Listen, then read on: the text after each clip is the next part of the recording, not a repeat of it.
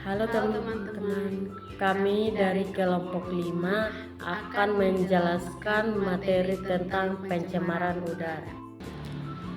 Baik, yang pertama, apa itu udara? Udara merupakan campuran gas yang berada di lapisan yang mengelilingi bumi. Komposisi udara tidak selalu sama dengan perbandingannya tidak tetap, tergantung pada suhu dan tekanan. Udara kering terdiri dari 78,09% nitrogen, 20,95% oksigen, 0,93% argon, 0,04% karbon dioksida, dan gas-gas lainnya seperti neon, helium, metana, kripton, hidrogen, dan xenon. Selain itu, udara juga mengandung uap air yang berasal dari penguapan laut, sungai, danau, dan tempat berair lainnya, serta aerosol seperti garam, karbon, sulfat, nitrat, kalium, kalsium, dan partikel dari gunung berapi. Baik, yang berikut ciri-ciri udara bersih. Yang pertama, tidak berwarna, tidak berbau, tidak berasa, tidak tercampur dengan benda asing, terasa segar apabila kita hirup, terasa sejuk, dan dapat digunakan sebagai terapi kesehatan tubuh.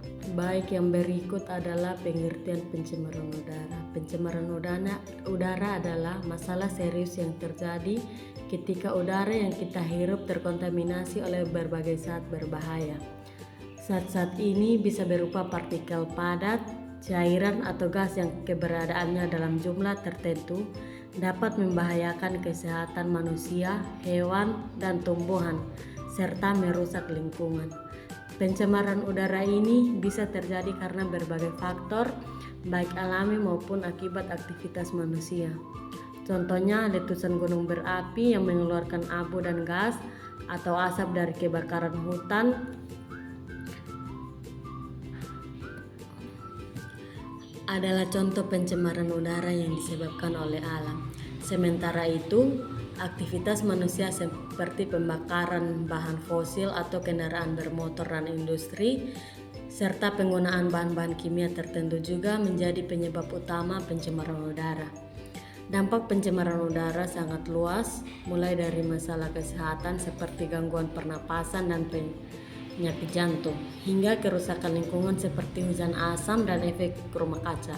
Oleh karena itu, penting bagi kita untuk memahami apa itu pencemaran udara dan bagaimana cara mencegahnya agar kualitas udara yang kita hirup tetap terjaga. Contoh pencemaran udara di lingkungan. Yang pertama, pencemaran udara akibat limbah pabrik dan asap. Kedua, pencemaran udara akibat kegiatan pertambangan. Ketiga, pencemaran udara akibat kendaraan. Keempat, pencemaran udara akibat kebakaran hutan. Kelima, pencemaran udara akibat letusan gunung berapi. Keenam, pencemaran udara akibat aktivitas rumah tangga.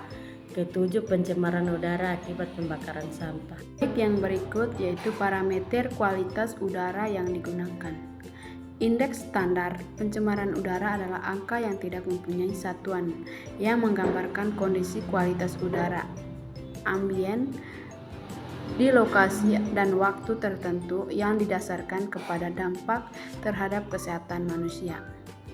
Nilai estetika dan makhluk hidup lainnya, ISPU, ditetapkan dengan cara mengubah kadar pencemar udara yang terukur menjadi suatu angka yang tidak berdimensi. Rentang indeks standar pencemaran udara dapat dilihat. Yang berikut cara penanggulangan pencemaran udara. Yang pertama, penggunaan energi bersih dan terbarukan. Yang kedua, pengendalian emisi industri. Yang ketiga, perbaikan sistem transportasi. Yang keempat, penghijauan dan konservasi hutan. Yang kelima, pengolahan sampah yang baik. Yang keenam, regulasi dan penegakan hukum. Yang ketujuh, edukasi dan kesadaran masyarakat. Yang kedelapan, penggunaan teknologi pemantauan dan peringatan dini. Yang kesembilan, kerjasama internasional. Dan yang terakhir, perencanaan tata kota yang berkelanjutan. Jadi, kesimpulannya, pencemaran udara merupakan masalah serius yang berdampak negatif terhadap kesehatan manusia, lingkungan, dan iklim. Sumber utamanya berasal dari aktivitas manusia seperti kendaraan bermotor, industri, dan pembakaran bahan bakar fosil. Dampaknya meliputi gangguan pernapasan, kerusakan ekosistem, hingga perubahan iklim global. Oleh karena itu, diperlukan upaya bersama untuk mengurangi emisi polutan, menggunakan energi bersih, serta menerapkan kebijakan lingkungan yang ketat demi menjaga kualitas udara dan keberlanjutan hidup di bumi.